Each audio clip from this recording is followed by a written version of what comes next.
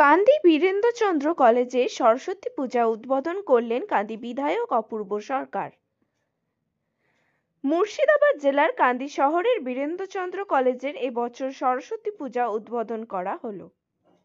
এই সরস্বতী পূজার উদ্বোধন করলেন কান্দি বিধানসভার কেন্দ্রের বিধায়ক অপূর্ব সরকার, কান্দি পৌরসভার পৌরপিতা জয়দেব ঘটক।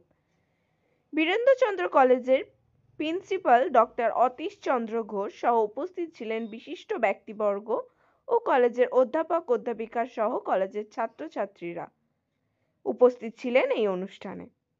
বীরেন্দ্রচন্দ্র কলেজের সরস্বতী পুজোতে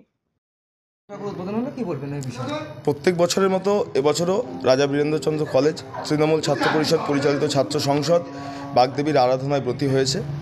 প্রত্যেকবারের মতো এবারও বিধায়ক মাননীয় অপূর্ব সরকার মহাশয় এবং আমাদের পৌরসভার পৌরপিতা মাননীয় জয়দেব ঘটক মহাশয়ের হাত ধরে এই পুজোর উদ্বোধন হলো এবং আগামী দিন যে পুজো হবে তাতে আমাদের ছাত্রছাত্রীরা অংশগ্রহণ করবে এবং আনন্দ সহকারে এই সুন্দর দিনটা পালন করবে।